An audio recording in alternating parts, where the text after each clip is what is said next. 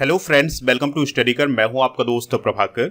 आज के इस इंपॉर्टेंट लेक्चर में हम आपके साथ डिस्कस करने वाले हैं 10 अप्रैल 2024 के मोस्ट इंपॉर्टेंट करंट अफेयर्स के क्वेश्चन। तो आप इस पूरे लेक्चर को बहुत ही ध्यान से लास्ट तक जोड़ देखिएगा। आज का पहला क्वेश्चन है, गुड़ी पड़वा या गुड़ी पड़वा का पर्व किस राज्य में मनाया गया है? आंसर हो जाएगा इसका महाराष्ट्र में। तो महाराष्ट्र में गुड़ी पड़वा का पर्व मनाया जाता है। ये दोस्तों हिंदू नववर्ष की शुरुआत हो गई है और विक्रम संवत 2081 शुरू हो गया है, यानी कि 2081 की शुरुआत हो चुकी है। तो हिंदू नववर्ष की जो पहली तिथि होती है उसको महाराष्ट्र में गुड़ी पड़वा के नाम से जाना जाता है, या गुड़ी पड़वा का त्योहार उस दिन मनाया जाता है। तो हिंदू नववर्ष का पहला महीना होता है चैत्र। तो चैत्र की प्रतिपदा यानी कि चैत्र माह की जो पहली तिथि होती है उसे चैत्र प्रतिपदा बोला जाता है, और चैत्र प्रतिपदा को ही महाराष्ट्र में गुड़ी पड़वा मनाया जाता है। गुड़ी पड़वा से ही राम जन्मोत्सव का कार्यक्रम महाराष्ट्र में शुरू होता है। तो देखिए, महाराष्ट्र में जो चैत्र महीने का पहला दिन होता है या पहली तिथि होती है उसे गुड़ी पड़वा के रूप में मनाया जाता है, लेकिन आंध्र प्रदेश, तेलंगाना और कर्नाटक में इसे उगादि कहा जाता है। तो ये भी काफी इंपॉर्टेंट पॉइंट हो जाएगा। ठीक है, तो आंध्र प्रदेश, तेलंगाना और कर्नाटका में इसे उगादि कहा जाता है। सिंधी लोग इस त्योहार को चेटी चंड के रूप में मनाते हैं, और जम्मू कश्मीर में इसी त्योहार को नवरेह त्योहार कहा जाता है। तो ये भी इंपॉर्टेंट पॉइंट हो जाएगा एग्जाम की दृष्टि से। तो नवरेह त्योहार कश्मीरी पंडितों के कश्मीरी नववर्ष के पहले दिन का उत्सव होता है। दोस्तों, उत्तर भारत के राज्यों जैसे राजस्थान, उत्तर प्रदेश, मध्य प्रदेश, छत्तीसगढ़ और झारखंड में इस त्योहार को चैत्र नवरात्रि कहा जाता है। तो 9 दिनों तक 9 देवियों की पूजा की जाती है और 9वीं तिथि को भगवान श्री राम का जन्म उत्सव मनाया जाता है। हाल ही में मनाए गए कुछ प्रमुख त्योहार डिस्कस कर लेते हैं जो कि एग्जाम की दृष्टि से काफी इंपॉर्टेंट हैं। तो फूलदेही त्योहार कहाँ मनाया जाता है? उत्तराखंड में। एग्जाम में पूछा भी गया है ये त्योहार। तभी महोत्सव अभी हाल ही में जम्मू कश्मीर में मनाया गया है। चाप चरकुट त्योहार मेघालय राज्य में मनाया जाता है। आटुकल पोंगल उत्सव केरल राज्य में मनाया गया है। दोस्तों, पर्पल फेस्टिवल का आयोजन दिल्ली के राष्ट्रपति भवन में जो अमृत उद्यान है उसमें मनाया गया है, और ये पर्पल फेस्टिवल मनाया गया है दिव्यांग लोगों के प्रति जागरूकता बढ़ाने के लिए। केला उत्सव बुरहानपुर मध्य प्रदेश में मनाया गया है इस साल। 29वें गुलफुड का आयोजन दुबई यूएई में किया गया है। नागी पक्षी महोत्सव का आयोजन जमुई बिहार में किया गया है। तो जो प्रवासी पक्षी होते हैं उनके बारे में जागरूकता बढ़ाने के लिए नागी पक्षी महोत्सव का आयोजन किया जाता है जमुई बिहार में। डोस मोचे महोत्सव 2024 का आयोजन लेह लद्दाख में किया गया है। दोस्तों, यहाँ पर बात आई थी हिंदू कैलेंडर की, तो चलिए जानते हैं हिंदू कैलेंडर के 12 माह कौन कौन से होते हैं। तो हिंदू कैलेंडर का पहला महीना होता है चैत्र, दूसरा महीना होता है वैशाख, तीसरा महीना ज्येष्ठ होता है, चौथा महीना होता है आषाढ़, और 5वां महीना होता है श्रावण, छठा महीना होता है भाद्रपद, 7वां महीना अश्विन के नाम से जाना जाता है, 8वां महीना कार्तिक कहलाता है, 9वां महीना मार्गशीर्ष, और 10वां महीना पौष कहलाता है, और 11वां महीना होता है माघ, और सबसे अंतिम महीना होता है फाल्गुन, यानी 12वां महीना होता है फाल्गुन। तो आपसे एग्जाम में पूछा जा सकता है कि हिंदू कैलेंडर का पहला महीना क्या कहलाता है? चैत्र कहलाता है, और अंतिम महीना कौन होता है? फाल्गुन होता है। तो ये दोनों पॉइंट आप नोट कर सकते हैं। बाकी अंग्रेजी के महीने आप सभी लोग जानते हैं। अगर आप चैनल पर पहली बार आए हैं तो चैनल को सब्सक्राइब कर लें, बेल आइकन भी दबा लें, जिससे आपको समय पर सबसे पहले नोटिफिकेशन मिल सकेगा। और दोस्तों, आप इस पूरे लेक्चर को लास्ट तक जरूर देखिएगा। लास्ट में आपसे क्वेश्चन पूछा जाएगा जिसका आंसर कमेंट बॉक्स में बताना है। आप हमारे व्हाट्सएप चैनल को ज्वाइन कर सकते हैं। इसके अलावा टेलीग्राम चैनल को भी ज्वाइन कर सकते हैं। तो टेलीग्राम चैनल ज्वाइन करने के लिए आपको टेलीग्राम पर जाना है, स्टडी कर ऑफिशियल सर्च करना है। तो दोस्तों, वहां पर आपको ऐड हो जाना है। जैसे ही आप ऐड हो जाएंगे तो आपको इस लेक्चर का पीडीएफ भी मिल जाएगा। ऐप को भी डाउनलोड कर लीजिएगा। ऐप का लिंक डिस्क्रिप्शन बॉक्स में दिया गया है। ऐप पर आपको paid course, e book, test series, PDF, daily quiz ये सभी मिल जाएंगे। दोस्तों, ऐप पर आपको मंथली करंट अफेयर्स और ईयरली करंट अफेयर्स की ई बुक भी मिल जाएगी, हिंदी और इंग्लिश दोनों मीडियम में। तो इसको प्राप्त करने के लिए ऐप को जरूर डाउनलोड करें। तो 9 अप्रैल 2024 को जो ऐप पर टेस्ट आयोजित किया गया था उसके टॉपर की अगर हम बात करें तो पहले नंबर पर हैं मुकेश सिंह, दूसरे नंबर पर रंजीत कुमार, तीसरे नंबर पर हैं दर्शन लोधा, चौथे नंबर पर हैं निशा कुमारी, और 5वें नंबर पर हैं बाबर अंसारी, छठे नंबर पर हैं बबलू कुमार, 7वें नंबर पर हैं रागनी मकवाना, और 8वें नंबर पर हैं चंद्रदीप 9वें नंबर पर है मुकेश और 10वें नंबर पर है रूबी। तो ये हैं टॉप 10 9 अप्रैल 2024 के टेस्ट के। तो आप भी टेस्ट दीजिएगा। आपको ऐप पर जाना है और सबसे पहले ऐप को डाउनलोड कर लेना है, फिर ऐप पर जाना है और फिर आप टेस्ट दे सकते हैं। आपका भी नाम यहाँ पर आ सकता है। नेक्स्ट क्वेश्चन है, भारत का पहला निजी क्षेत्र द्वारा निर्मित पृथ्वी अवलोकन उपग्रह किस कंपनी ने लॉन्च किया है? बहुत ही इंपॉर्टेंट क्वेश्चन है। ये क्वेश्चन आपके एग्जाम में पूछा ही जाना है, इसलिए इसे आप नोट जरूर कर लीजिएगा। तो भारत का पहला निजी क्षेत्र द्वारा निर्मित पृथ्वी अवलोकन उपग्रह अभी हाल ही में Tata advance system limited company के द्वारा लॉन्च किया गया है। और यह जो कंपनी है ये टाटा सन्स की सहायक कंपनी है। तो इसने भारत का पहला निजी क्षेत्र द्वारा निर्मित पृथ्वी अवलोकन उपग्रह टीसैट फर्स्ट ए को लॉन्च किया है। तो इस सैटेलाइट का नाम जरूर आपको याद रखना है। सैटेलाइट का नाम क्या है? टीसैट फर्स्ट ए। तो यह भारत का पहला निजी क्षेत्र द्वारा निर्मित पृथ्वी अवलोकन उपग्रह है। अभी तक क्या होता था कि इसरो, जो कि भारत की एक सरकारी स्पेस एजेंसी है, उसके द्वारा सैटेलाइट बनाए जाते थे और उनको ही प्रक्षेपित किया जाता था। लेकिन अब टाटा एडवांस सिस्टम लिमिटेड के द्वारा उपग्रह बनाया गया है और उसको अब लॉन्च भी कर दिया गया है। और यह एक पृथ्वी अवलोकन उपग्रह है, यानी कि इसका काम होगा पृथ्वी का अवलोकन। टीसैट फर्स्ट ए एक सैन्य उपयोगी उपग्रह है, यानी कि सेना के लिए इसका उपयोग किया जाएगा। इसकी लॉन्चिंग की गई है 7 अप्रैल 2024 को। कहां पर इसकी लॉन्चिंग की गई है? तो इसकी लॉन्चिंग की गई है Kennedy space centre, Florida, America से। ठीक है, तो अमेरिका से इसकी लॉन्चिंग की गई है। और इसे किस रॉकेट से लॉन्च किया गया है? तो इसे फाल्कन 9 रॉकेट से लॉन्च किया गया है। इसका वजन कितना है? तो इसका वजन है 50 किलोग्राम का। और दोस्तों, इस सैटेलाइट को पृथ्वी की निचली कक्षा में स्थापित किया जाएगा। तो ये जो बेसिक जानकारी है इस उपग्रह के बारे में आपको नोट कर लेनी है, क्योंकि एग्जाम में बहुत छोटे छोटे से क्वेश्चन पूछे जा रहे हैं। दोस्तों, ये जो टीसैट फर्स्ट ए सैटेलाइट लॉन्च किया गया है, यह एक रिमोट सेंसिंग सैटेलाइट है। रिमोट सेंसिंग का मतलब है किसी वस्तु के संपर्क में आए बिना दूर से डेटा कलेक्ट करना। दोस्तों, यहां पर प्रथम की बात आई थी, तो कुछ प्रथम घटनाएं डिस्कस कर लेते हैं 2024 की। तो देश की पहली अंडर वाटर मेट्रो की शुरुआत कहां की गई थी? कोलकाता में। बीएसएफ की पहली महिला स्नाइपर कौन है? सुमन कुमारी। भारत की पहली ड्राइवरलेस मेट्रो ट्रेन की शुरुआत कहां की जाएगी? बेंगलुरु में। भारत का यूपीआई स्वीकार करने वाला पहला यूरोपीय देश कौन है? फ्रांस। तो फ्रांस के एफएल टावर में यूपीआई सिस्टम को लॉन्च किया गया था अभी हाल ही में। दुनिया की पहली 3D प्रिंटेड मस्जिद का अनावरण कहां किया गया है? सऊदी अरब में। काफी इंपॉर्टेंट क्वेश्चन हो जाएगा ये। भारत का पहला आयुर्वेदिक कैफे कहां खोला गया है? नई दिल्ली में। भारत के पहले स्किल इंडिया सेंटर का उद्घाटन कहां किया गया है? ओडिशा में। ट्रैफिक ऑडिट करने वाला पहला राज्य कौन है? बिहार। सेमीकंडक्टर नीति को लागू करने वाला भारत का पहला राज्य कौन है? गुजरात। जाति जनगणना शुरू करने वाला भारत का दूसरा राज्य कौन है? आंध्र प्रदेश। समान नागरिक संहिता कानून बिल पेश करने वाला पहला राज्य कौन है? उत्तराखंड।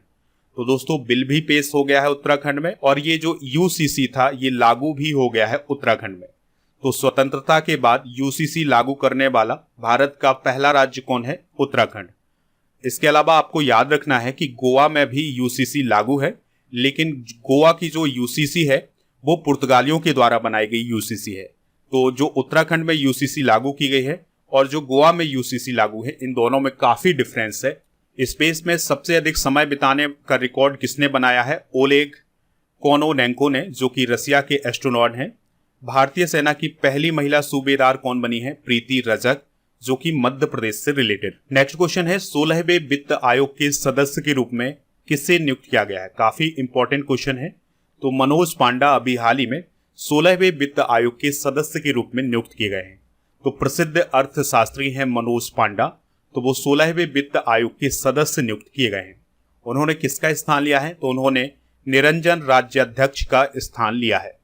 16वें वित्त आयोग का गठन कब किया गया था? तो 31 दिसंबर 2023 को 16वें वित्त आयोग का गठन किया गया था। 16वें वित्त आयोग के अध्यक्ष कौन है? डॉक्टर अरविंद पनगड़िया, जो कि नीति आयोग के पूर्व उपाध्यक्ष भी हैं।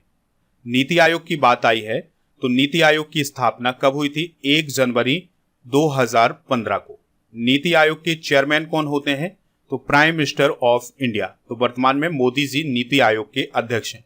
अब आपको नीति आयोग के वर्तमान में सीईओ और उपाध्यक्ष का नाम बताना है। दोस्तों 16वें वित्त आयोग के अन्य सदस्यों की बात करें तो उनमें अजय नारायण झा, एनी जॉर्ज मैथ्यू, मनोज पांडा और सौम्यकांति घोष हैं। आपको याद रखना है कि जो वित्त आयोग होता है उसमें एक अध्यक्ष होता है और 4 सदस्य होते हैं। तो अध्यक्ष हो गए कौन? डॉक्टर अरविंद पनगड़िया। और 4 अन्य सदस्य कौन हो गए? अजय नारायण झा, एनी जॉर्ज मैथ्यू, मनोज पांडा और सौम्यकांति घोष।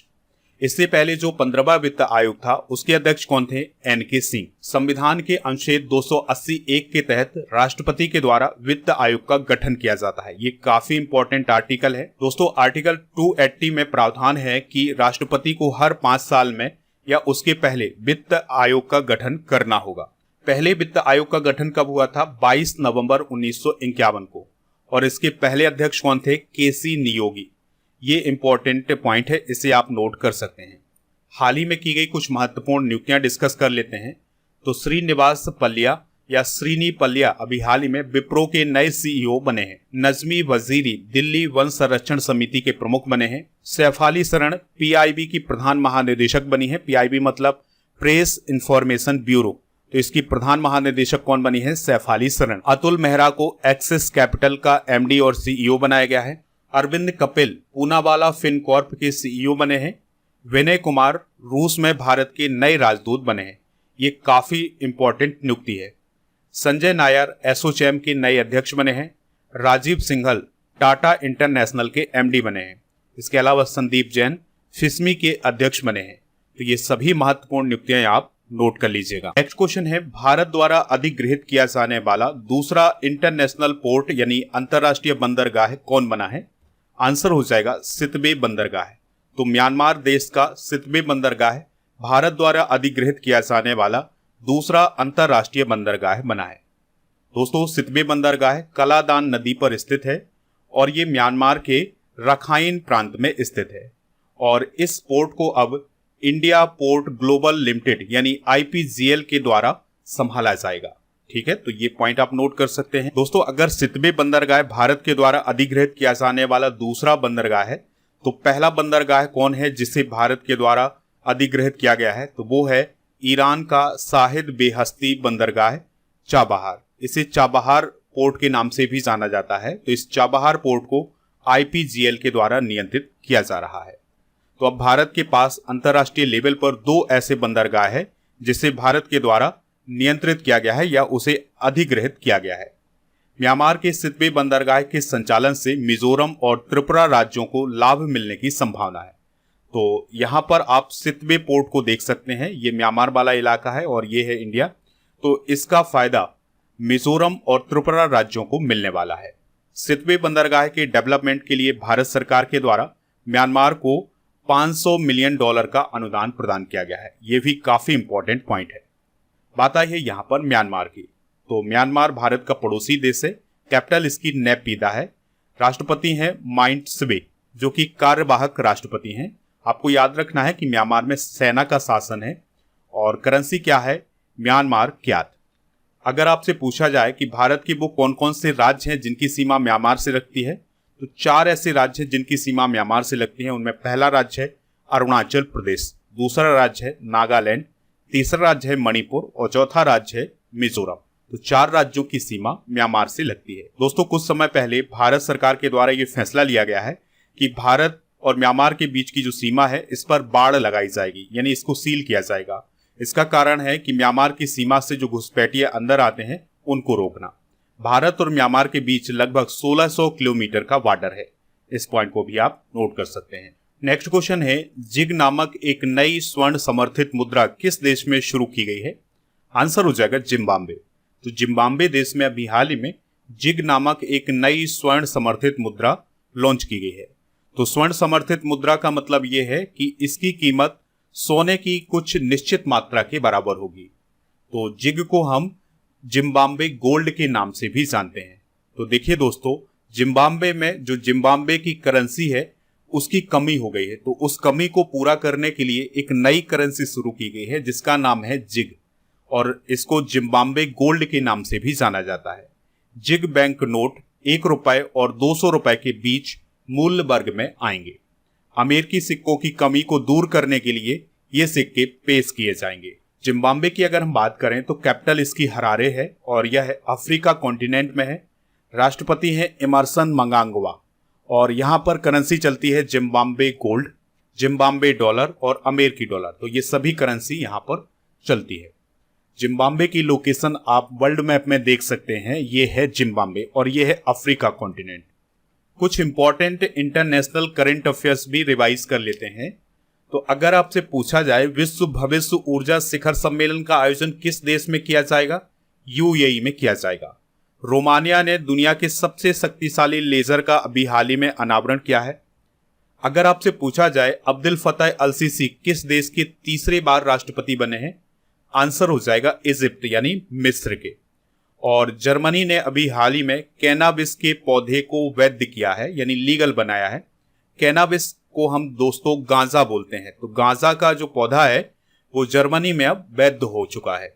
अभी हाल ही में रोमानिया और बुल्गारिया आंशिक रूप से शेंगेन यात्रा क्षेत्र में शामिल हो गए हैं। सऊदी अरब को महिलाओं की स्थिति पर संयुक्त राष्ट्र आयोग की अध्यक्षता के लिए अभी हाल ही में चुना गया है। नेक्स्ट क्वेश्चन है मोंटे कार्लो मास्टर्स में मुख्य ड्रा मैच जीतने वाली पहले भारतीय टेनिस खिलाड़ी कौन बने हैं? आंसर हो जाएगा सुमित नागल। तो भारत के स्टार टेनिस खिलाड़ी हैं सुमित नागल। तो उन्होंने अभी हाल ही में फ्रांस में आयोजित किए गए मोंटे कार्लो मास्टर्स में मुख्य ड्रा का मैच जीता है और मोंटे कार्लो मास्टर्स में मुख्य ड्रा का मैच जीतने वाले पहले भारतीय टेनिस खिलाड़ी बन गए हैं। उन्होंने किसको हराया है? तो उन्होंने इटली के 35वें रैंक वाले माटो अर्नाल्डी को हराया है। आपको याद रखना है कि विजय अमृतराज और रमेश कृष्णन के बाद मोंटे कार्लो के मुख्य ड्रा में शामिल होने वाले तीसरे भारतीय टेनिस खिलाड़ी कौन थे? सुमित नागल। और दोस्तों विजय अमृतराज और रमेश कृष्णन ने ये ड्रा का मैच नहीं जीता है, लेकिन सुमित नागल ने ये मैच जीता है। मोंटे कार्लो मास्टर्स की बात करें तो यह पुरुष प्रोफेशनल खिलाड़ियों के लिए एक वार्षिक टेनिस टूर्नामेंट है, यानी कि हर साल इसका आयोजन किया जाता है और इसका आयोजन फ्रांस देश में किया जाता है। कुछ इंपॉर्टेंट करंट अफेयर्स डिस्कस कर लेते हैं जो कि टेनिस से रिलेटेड हैं। तो मियामी ओपन 2024 में पुरुष एकल का खिताब किसने जीता है? जेनिक सिनर ने जीता है जो कि इटली के हैं।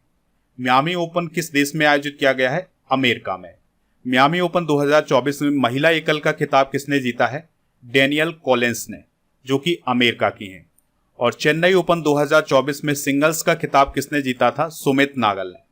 इसके अलावा आपको याद रखना है मियामी ओपन 2024 में पुरुष युगल का खिताब रोहन बोपन्ना और मैथ्यू एबडन की जोड़ी ने जीता है। ऑस्ट्रेलियन ओपन 2024 में पुरुष एकल का खिताब किसने जीता था? जेनिक सिनर ने, जो कि इटली के हैं। ऑस्ट्रेलियन ओपन 2024 में महिला एकल का खिताब किसने जीता था? बेलारूस की आर्याना सबलेंका ने। यहाँ पर आप देख सकते हैं ये कौन है? Aryna Sabalenka. Indian Wells tennis खिताब किसने जीता है? कार्लोस अलकराज ने। तो पुरुषों का खिताब किसने जीता था? कार्लोस अलकराज ने, जो कि स्पेन के टेनिस खिलाड़ी हैं। अगला क्वेश्चन है भारतीय सेना को किस देश में निर्मित 24 नेक्स्ट क्वेश्चन है भारतीय सेना को किस देश में निर्मित 24 Igla S man portable air defence system यानी मैन पैड्स की पहली खेप मिल गई है? आंसर हो जाएगा रूस। तो दोस्तों रूस में बनने वाले Igla S man portable air defence system को अभी हाल ही में भारतीय सेना को सौंपा गया है। तो याद रखिएगा कि इसमें 24 Igla S man portable air defence system है, जिसमें 100 मिसाइलें हैं और 24 Igla S man portable air defence system है। चलिए जानते हैं दोस्तों इग्ला एस क्या है। तो यह एक man portable air defence system है और इसमें एक लॉन्चर होता है, एक मिसाइल होती है। तो ये है लॉन्चर और ये है मिसाइल। तो इसका उपयोग करके दुश्मन के विमानों को गिराया जा सकता है। तो इसको कंधे से यूज किया जा सकता है और कम ऊंचाई पर जो विमान उड़ रहे होते हैं उनको आसानी से गिराया जा सकता है। नेक्स्ट क्वेश्चन है विश्व होम्योपैथी दिवस कब मनाया जाता है? तो 10 अप्रैल को हर साल विश्व होम्योपैथी दिवस मनाया जाता है, क्योंकि 10 अप्रैल को होम्योपैथी के जनक doctor Christian Friedrich Samuel Hahnemann का जन्मदिन होता है। तो इसी को सेलिब्रेट करने के लिए वर्ल्ड होम्योपैथी डे 10 अप्रैल को मनाया जाता है। हैनीमैन का जन्म 10 अप्रैल 1755 को जर्मनी में हुआ था। अप्रैल माह में मनाए जाने वाले प्रमुख दिवस डिस्कस कर लेते हैं। तो 1 अप्रैल को उड़ीसा दिवस या उत्कल दिवस मनाया गया है। आरबीआई का स्थापना दिवस भी 1 अप्रैल को ही मनाया गया है। 2 अप्रैल को विश्व ऑटिज्म जागरूकता दिवस, 4 अप्रैल को अंतर्राष्ट्रीय खनन जागरूकता दिवस, 5 अप्रैल को राष्ट्रीय समुद्री दिवस, 7 अप्रैल को विश्व स्वास्थ्य दिवस मनाया गया है और 10 अप्रैल को विश्व होम्योपैथी दिवस मनाया जाता है। राष्ट्रीय सुरक्षित मातृत्व दिवस और राष्ट्रीय पालतू पशु दिवस मनाया जाता है 11 अप्रैल को।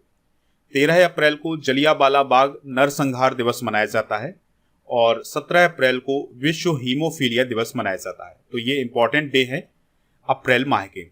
नेक्स्ट क्वेश्चन है, जॉन टेनिस वुड का संबंध किस देश से है जो वर्तमान में दुनिया के सबसे बुजुर्ग व्यक्ति बन गए हैं? आंसर हो जाएगा इंग्लैंड। तो इंग्लैंड के जॉन टेनिस वुड अब दुनिया के सबसे बुजुर्ग व्यक्ति बन गए हैं। दोस्तों, आपको याद रखना है कि टेनिस वुड का जन्म 26 अगस्त 1912 को हुआ था और इनकी वर्तमान में आयु है 111 साल 224 दिन।